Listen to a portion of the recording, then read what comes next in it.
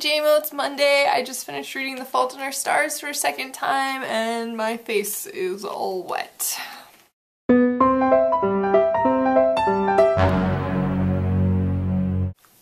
Oh man, that's a tough book.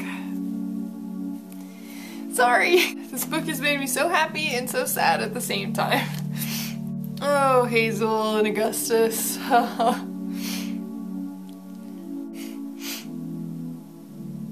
Sorry, I'm just like thinking about it again. Okay, I am pulling myself together. Okay. I'm okay. Obviously Nerdfighteria is all abuzz about The Fault in Our Stars. This just fantastically fantastic book by our one and only John Green. And I just kind of wanted to do a reaction video. Like I said, this was my second time reading it and my reactions were surprisingly much the same as my first read through.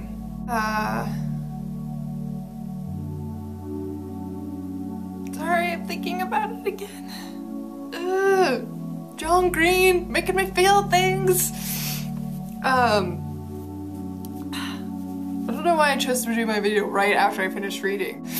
Anyway, there are gonna be no spoilers in the video. Nerdfighteria was so good about not releasing any spoilers that I just kind of wanted to do the same, let people experience it on their own, as they should. Jamie, if you were to ask, what did this book make me feel, my answer would be all of the things! I think there are a lot of different types of good books that I've read. There's books that make me want to write and inspire me to write more.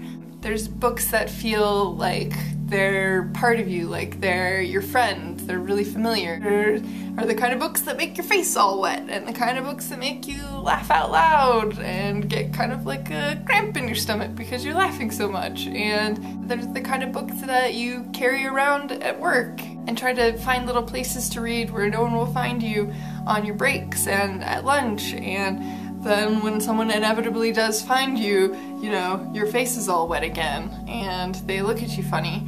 They're the kind of books that make you want to have kids so that you can share these types of books with them.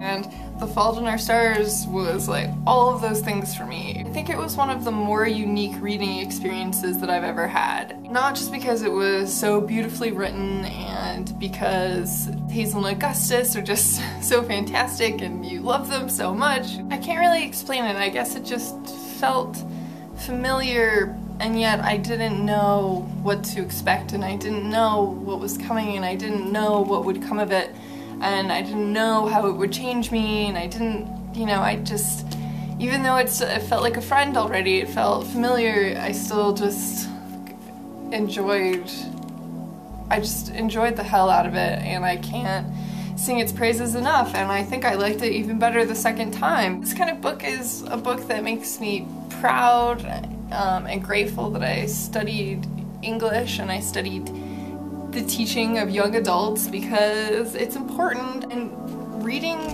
can change you.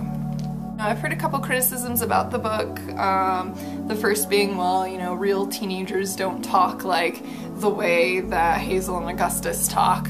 But you know what? That was a criticism of Dawson's Creek as well. And if it's good enough for crying James Vanderbeek, then it's good enough for me. Also, it's a made-up story, and John kind of has his little author's note to remind us of that. Plus, I think it serves to show a contrast between the very sharp, eloquent minds that the people in the book have compared to their broken bodies. And I've also heard some criticisms about the events in the book that take place that just aren't realistic, and that made some people be like, what, yeah right, that wouldn't happen, and things like that. But if I have to live in a world where the bodies of wonderful souls like Esther Earls are broken and sick and eventually perish, you know, if I have to live in a world where that happens, then I sure as shit can believe in a world where some of the events in the book totally could happen. I don't really know if that made any sense, but it makes sense to me, and I have a feeling it makes sense to crying James Vanderbeek too, so. Anyway, JMO, that was my Fault in Our Stars reaction video. Hey Scribble, where are you? Here it is. curse you, JMO. I'm emotionally exhausted from reading this, and I just am gonna go sit on the couch and cry some more. So, I'll see you on Wednesday. Bye.